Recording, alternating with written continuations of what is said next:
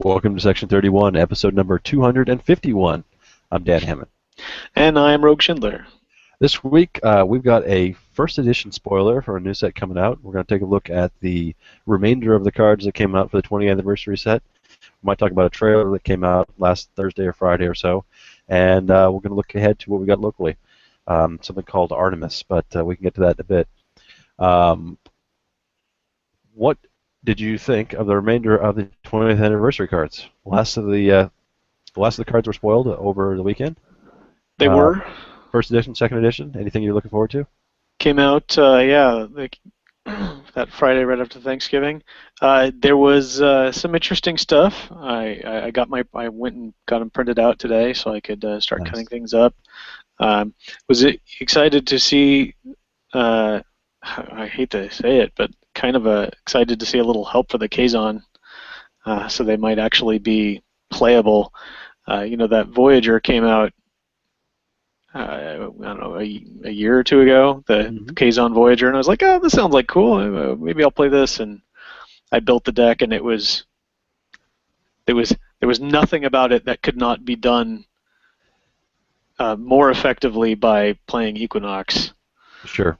Yeah. And I was like, there's no point to doing this. This is still slow and schlubby, and it does not do anything. So getting a Maj out on command could be a pretty big piece of production for them to kind of get back in the game. Not that I'm really hugely excited about Delta getting any more power ever, but they got kind of super nerfed in their emblem errata. Sure. I think this one is getting an article. The last article that went up was which one? The Ferengi one, right? Rules of Acquisition. Yes. So, what was the set after Rules? Because Tribbles. rules and then tribbles, tribbles. The Commodore deck, or the article for that came out. So the next article should be crossover. Mirror. Yeah. And then the article after that should be Leader of the Set. Voyager. Yeah. Yeah. So a couple of days we should get an article about it, and I'm not sure who's writing it. Maybe whoever it is will get a little bit past. But this is a card that's been pushed from set to set a couple of times now. I'm glad it's finally seeing the light of day. And I've been putting off playing Kazon.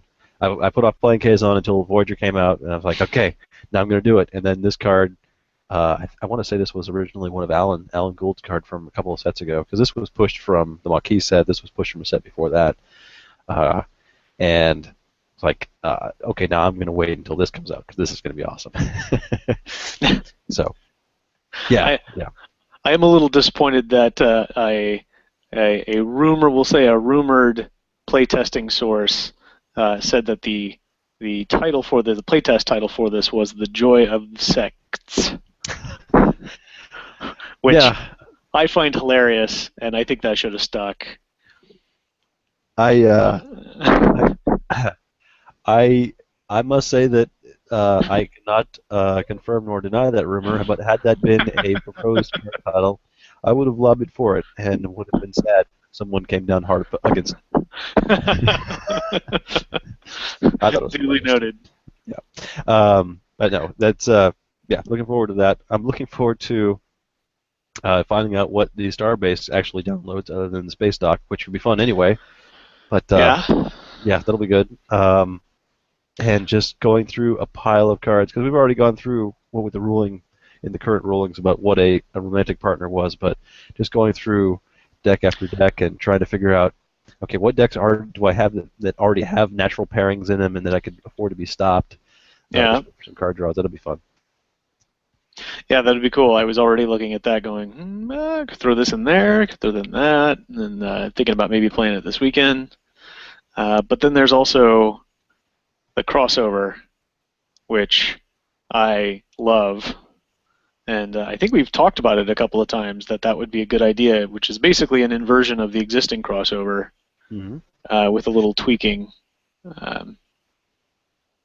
But definitely be nice to have some non-mirror folks floating around the mirror quadrant, because they're pretty limited. They have just enough of what they need, but it'd be nice to splash a little more to help them shore up some key skills. Crossover is another that's been pushed from a few sets. This originally, I think we started working on that a while back after we had a local sealed deck with a lot of mirror cards, and we thought it'd be great to have an inverted crossover card to have in that That's kind of right. format.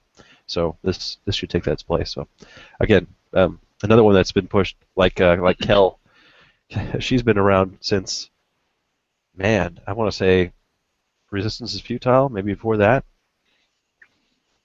It just gets getting pushed set after set after set. Well, she finally made an appearance. That's great. Yeah, and I love that picture. That's a great picture, and Yeah. that's exactly what when you were describing, her. I was like, oh yeah, her, and that's the image I thought of. That side eye at Riker of yeah, hell yeah, let's kick some ass. How about the second edition side? Oh, let's see, Henry Archer sitting on the front page right now. That was an interesting choice. I would not have thought to do that, but obviously there's only so many people that they could, they have to draw on from the lesser number of seasons for Enterprise. I did like, since it was the Genesis card, it was something from the premiere of a premiere episode. You know, that we didn't get much Uh, from that. We didn't get anything from for Starfleet, obviously, but I think it fits. no, well, it's not backwards compatible though, uh, which I think all Huh. the Genesis cards were. Well, Uh, that's interesting. that wasn't You're that right. that was a whole thing about Genesis, was it was supposed to be a set for both games. Uh, all of those cards were backwards compatible, but this one does not seem to be. Um,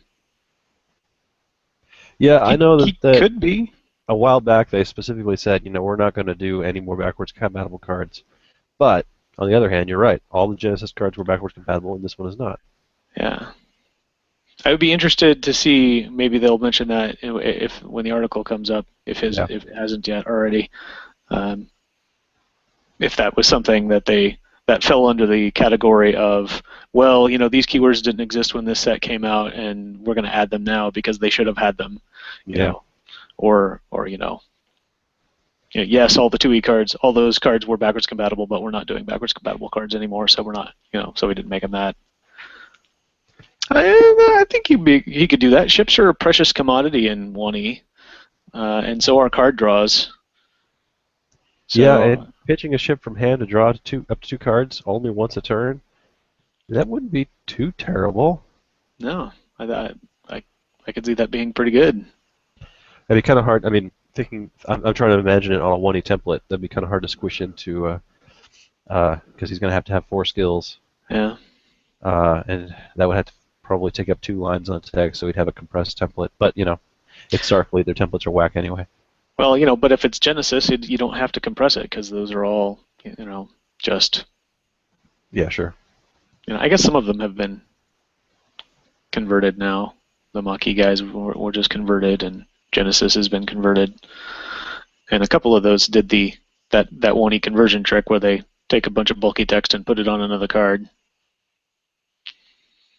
I don't know. You could even give him the Admiral Kirk treatment and make his little 1EC icon have the once per game. If you're concerned about that being a balanced mechanic.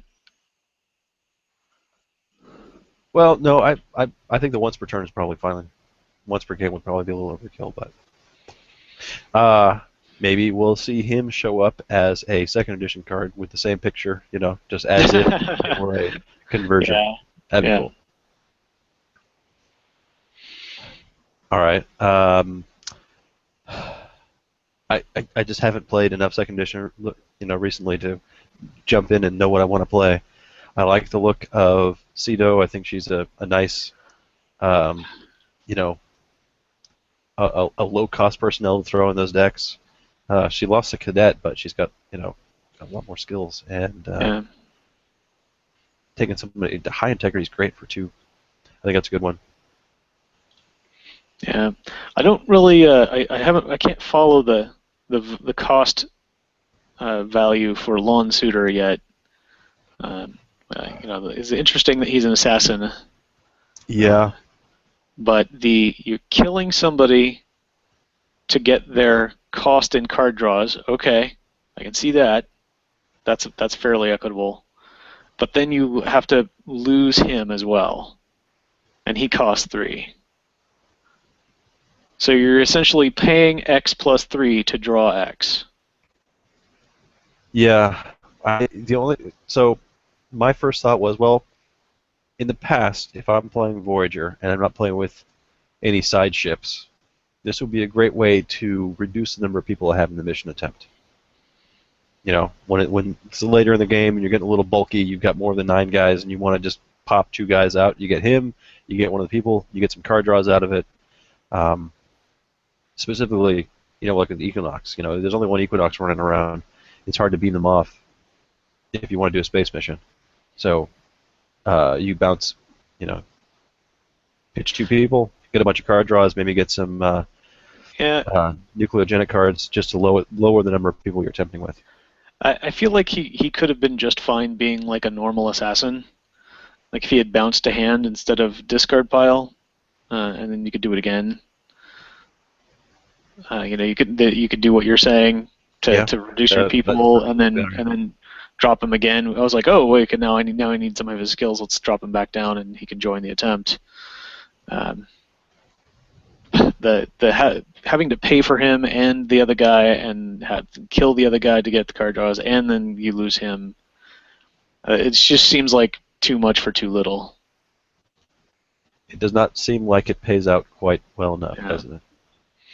I mean, unless you're trying to play 7-cost Chakotay to get your 2 free treachery guys, and then you want to kill Chakotay so you can play the good Chakotay. The good Chakotay. Well, come on. Yeah. The broken Chakotay, the one that everybody uses. Yeah. All right, very good.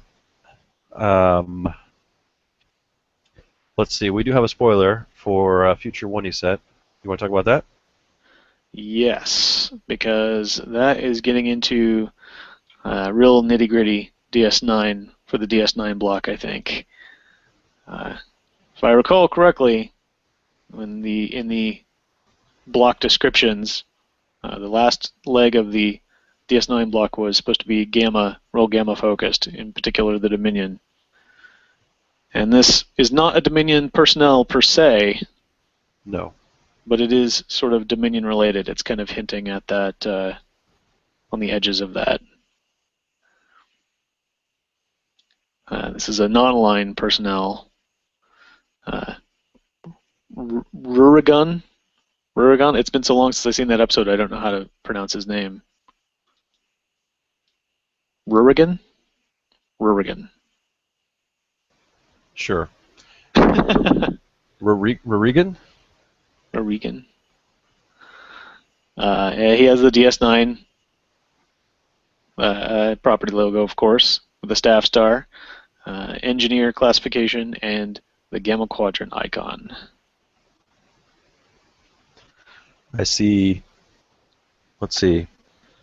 Computer skill times 3, honor, and anthropology. Yikes. Whew. Yeah. Integrity 8, cunning 8, and strength of 3. Sounds like a Federation guy. Yeah, some big numbers. Subject to change, but his number is 46V. Which 46, I guess that means, well, non-aligned is pretty late in the order, so probably last page, first card on the last page, maybe. Yeah, that sounds right. 54 cards. Ends at second page, or the page before that ends at 45. So he would be. That's still, that's late in the alphabet for Yeah. non-aligned. So that's interesting that there is going to be a significant number of cards after him. Yeah, I wonder if that means Romulans, because Romulans come after non-aligned, right? Yeah, there's Romulans, there's Starfleet. Not anticipating a lot of Starfleet. Maybe a couple of ships. Yeah. Uh, That's a lot of that's a lot of ships, man. yeah, it's still a lot of There's ships. still well, there's also tactics, time locations, Dribbles. tribbles and troubles. Seems unlikely. Yeah, but I wouldn't be surprised to see another Dominion tactic. Okay. His lore says Yadaren chased off his homeworld. Yadaren is his lore, is his race, I guess. Yeah, that makes sense. Yadaren chased off his homeworld by the Dominion, holographically recreated it and its inhabitants on another planet. Very fond of his creations. So this is that episode where Odo and Jadzia are find a planet and they're kind of, I think they're investigating not a murder, but they're investigating a disappearance of some of their people, Yeah. and they eventually find out that the people had kind of wandered off out of the range of the whatever projection he has, and basically A the faulty entire transformer. uh, And then they turned it off, and he was like the only one standing there. That was a really creepy scene, if I yeah. remember correctly. He was like, "Oh, okay, we're gonna shut them all down," and then he's just kind of standing there. I'm like, "Whoa, what are you doing, old man? How come you didn't vanish?" Yeah, that was an interesting episode. I kind of like that episode. Yeah. Um, Then we got a little Odo development, character development, interacting with the little girl. yeah, that's right. Spun around like a top. Yeah. So, yeah, So cool. That's another one of those non-aligned gamma for that mission. You can drop non-aligned people there, right? yep, um, yeah. No image and subject to change. So early, still early on, but looking forward to more. Uh, and now turning to local news, we've got finally another event coming up this weekend. This first weekend of December, going to play some 1E OTF. We did not, in fact, get together this weekend like we were hoping to do the a little uh, sort of off the cuff 2E tournament. The holidays were just too much, and some of our locals didn't ended up having to work despite the holiday. But we are all excited and ready to play some 1E. And if I could, I would probably make you seasick, but I could pick up and spin the camera around. You would see binders everywhere in a big U shape on the tables around me, trying to get ready for the big 1E build. So is the 20th anniversary set legal for this Saturday? Yes, because it came out on Nice. Friday. That means it'll be legal on this Friday. We're playing on Saturday, and that was why I went out and got my cards printed today so that I could cut some up. I know of at least 4 cards I'm going to be using, so I'm excited, or going to be using. I do have an advantage for trying to play more of them, or at least get more of them played, because in discussions with some local friends, I have recruited another player to come join us this weekend. Really? Which I honestly don't know why I didn't think of this sooner. I think it's because in my brain I kind of segregate all of my spheres of interest, and a costuming friend moved to San Diego a little over a year ago, and I didn't really think about him. But he's a big Star Trek nut, and I was like, oh, duh, you should come play cards with us, and he's interested. So he's going to be joining us on Saturday. The downside of that, of course, is that I now have to build 2 1E decks for Saturday. So I got his deck done. I finished that today, and I've got a couple of cards for him from 20th anniversary, and I'm going to meet with him this week and do a little training session to get going, and then I have to figure out what I'm going to play. Nice. Excellent. Well, good luck. I hope to join you. Excellent. Either way, we'll have a full report on how things go a week from today, next Monday, right? That's right. So this Friday, the night before the tournament, We're gonna try this Artemis thing, yeah? Yes. Tell me a little This bit about it. it is a not officially Star Trek, but pretty much Star Trek bridge simulator. It is a LAN party style network game, cooperative, where you have a single box that runs the main game, and you hook that up to a main screen, probably a TV, uh, as big as you can find, or maybe a projector if you have that available, and put that on the wall. And then several of the computers, up to 6, network together, and each one has control of a different station. And you can't access all of the controls from any one computer. It's basically works out to be like a bridge setup. So I mean, you could line them all up on a table or put them, sit around in a conference room. But obviously, the most fun thing to do would be to put a couple of people down in front, and one person in the middle, and a couple around the edges, and little TV trays, or at the couch, little easy chairs, wherever is convenient for your setup, in your game room or in your TV room, and you have a bridge simulator. There is a helmsman, weapons officer, science officer, communications officer, engineer, and the captain. And basically, it was funny when I played that I came in about halfway because we were busy, cutting up cards that day. But when I went in, they were like, "All right, hey, we were just between scenarios. You should captain because that's the easiest way to learn." And it was surprising because I didn't.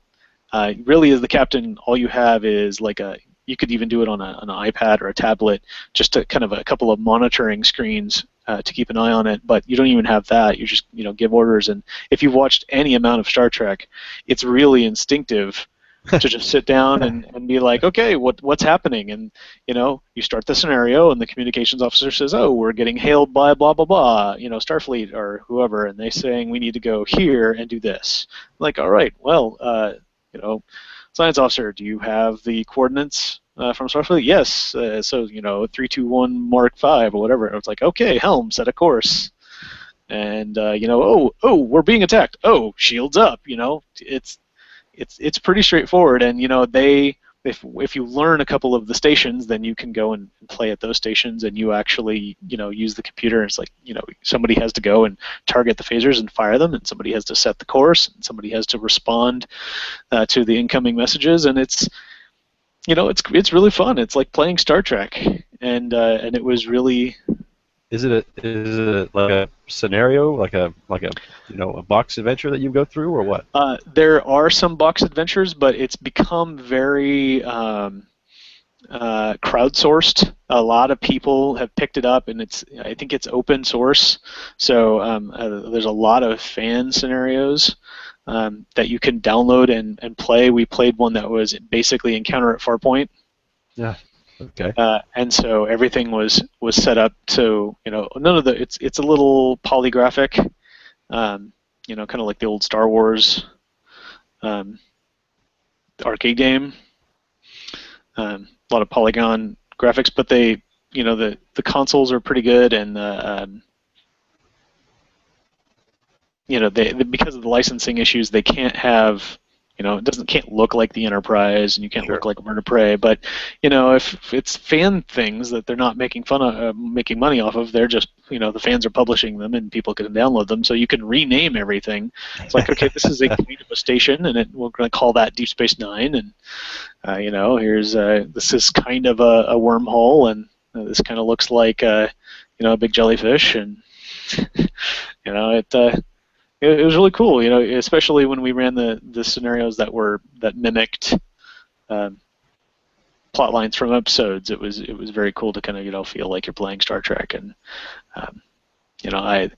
before I played, I was reading some of the reviews of it, and basically all of the like PC Gamer and a bunch of online reviews are all like, it's not officially Star Trek, but this is the most Star Trek game you're ever going to get to play. Awesome. It's very Trek, and I'm really looking forward to it. When we finished the time I got to play. It was basically some friend, my buddy Jim, and some of his friends who had come down from Orange County, and one or two other people who were in from out of town. He's like, "Yeah, I would love to play this more often, but I just don't know that many. I don't know. Do you know any really hardcore Star Trek fans who might be interested?" Maybe. I was like, "Well, let me tell you." And he is the guy who's going to be joining us for cards this week. So it seemed very. It's like, why have I not thought of this before? Obviously, we would be interested in doing that, and he should be interested in doing this. And so, So are we going to have a full 6 people up for fill up all the stations? I certainly think so. We're going to do it on a Friday night where we usually do our Friday night gaming. That's a group of 8 people right there. Not everybody comes every week, but I think between that group and Jim and inviting our card group people as well, I think we should definitely have a full crew. If everybody who was invited comes, we could have 2 full crews, in which case I am told that there are also scenarios where you can play as cooperative crews, where it takes 2 ships and you have to go out and do something, or play head-to-head, and we can, do a little Wrath of Khan action. Okay.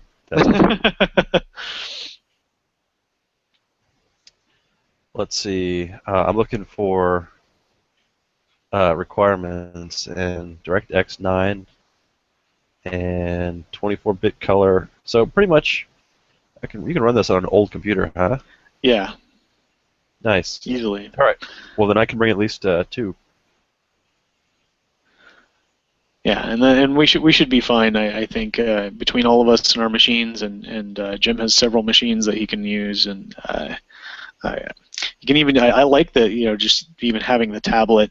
You can sit there and monitor, or having engineering, shunting power from weapons to shields or whatnot. That was done pretty easily on a tablet. I did enjoy using my touch screen when we played, so I kind of felt like I was, it was a little more TNG. Yeah, nice. I want to say that someone on the boards, it might have been Alan Gould that's been talking about this before.